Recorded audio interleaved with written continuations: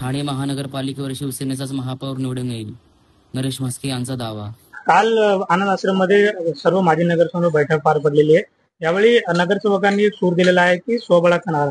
नेमकं काय या बैठकीमध्ये झालं ते बघा. प्रत्येक पक्षातील नगरसेवकांना वाटत असतं, पदाधिकारी कार्यकर्त्यांना वाटत असतं की वेगळं लढावं.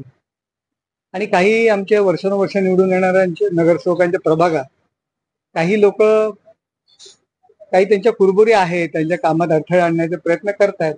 त्यामुळे त्यांनी तसा सूर केलेला आहे. तर भाजपने देखील स्वबळाचा नारा दिलेला आहे. आगामी महापालिका निवडणुका पाहता ज्या आहेत सर्वांच्या ठाणे महापालिकेकडे लक्ष लागलेलं आहे. बघा, आमच्या पक्षातील कोणीही नगरसेवक किंवा पदाधिकारी अशा पद्धतीने बोलत नाही, परंतु काही मित्रपक्षातील लोक सातत्याने स्वबळ करतात.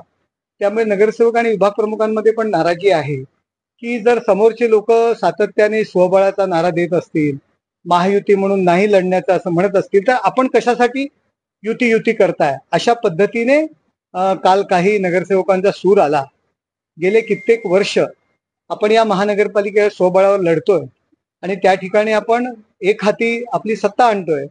मग समोरचे सारखे जर तुम्हाला डिवचत असतील तर तुम्ही अशा पद्धतीने युती का करता, असा प्रश्न त्यांनी आम्हाला विचारला. ठाण्यामध्ये आदित्य तटकरे आला, त्यांनी देखील सांगितलं की महापौर कोणाचा बसावा हा मी काय करणार. हे बघा, प्रत्येक जण कार्यकर्ते आणि पदाधिकारी यांच्या दृष्टीने यांना या निवडणुकीमध्ये तयार करण्याच्या दृष्टीने बोलत असतात. त्यामुळे एवढं त्याकडे लक्ष देणं मला उचित वाटत नाही. तर आगामी काळात पुन्हा सेनेचा महापौर ठाणे महापालिकेवर पाहायला मिळेल. गेले कित्येक वर्ष या ठाणे महानगरपालिकेवरती सेनेचा महापौर हा निवडून येतोय, स्वबळ निवडून येतोय. त्यामुळे यापुढे सुद्धा तीच पुनरावृत्ती होणार, यात काय शंका आहे.